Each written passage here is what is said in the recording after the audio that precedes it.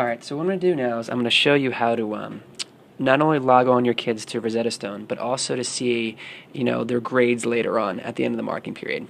So I actually have I have mine bookmarked up here, and I'm going to show you one here. And what I'm going to do is I'm going to, I'm going to sign out because I think I'm in a student's name.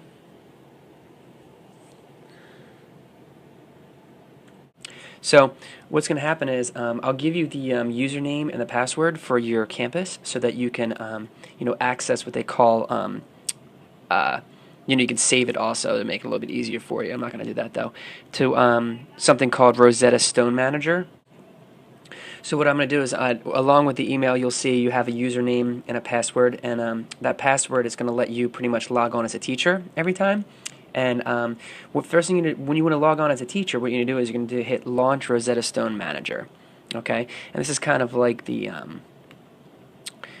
this is the teacher's version of it. It's like the database online of all your students' information.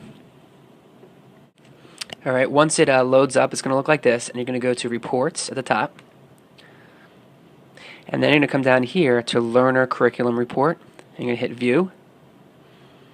And then what you have to do is you actually have to put a kid's name in. And it says just, their first name. I think you only have to put in like the first 3 letters too, let's see. And then you hit Show Learners. There we go. We're going to look at Bailey Blackmeyer. And we're going to hit View. Now, this is everything that he's done on the program so far. And you can see the lessons that he's completed. If I scroll down, you'll see that some are in progress and some are not yet started. You might have some times where there'll be a couple that are in progress, but then eventually be completed. And you see you have the dates here when they're completed too. So you can see for the first marking period, which ended the 31st, he had 1, 2, 3, 4, 5, 6, 7, 8, 9. Wow, he had a lot. I'm not going to count all those, but you can see he's done a ton of lessons. And then what would happen is you would take this number right here, the 94.24, and that's what you'd put into real time. You'd put that in his grade, and then you'd see how many lessons that he's completed. Okay.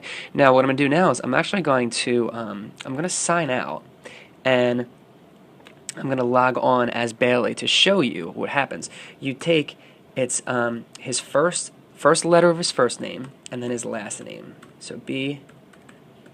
Blackmeyer and B. Blackmeyer.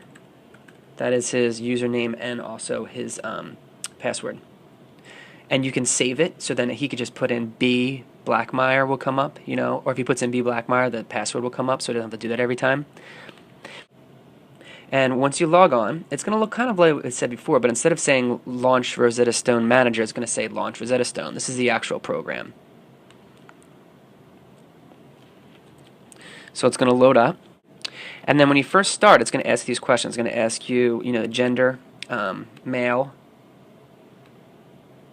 the language, or I'm sorry, the levels, if you're starting off, it should be level 1. Again, if you check my email, teachers, I'll talk to you about which level maybe to put kids in that have been in the program for a while. And then you're going to hit continue. Welcome to the Rosetta Stone community of learners worldwide.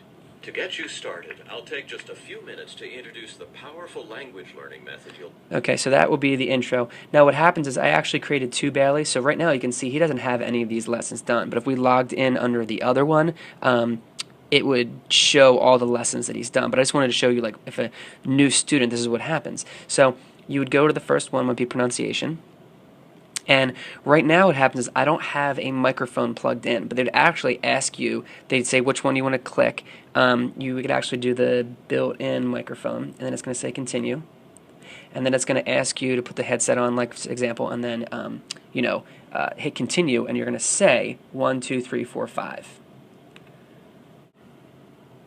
Now, obviously I don't have my microphone set up, so it's not going to do that. But once you do 1, 2, 3, 4, 5, you'll hear a little ding, and then it'll let you start the actual lesson. But overall, this is it. This is the actual program. They'd start it.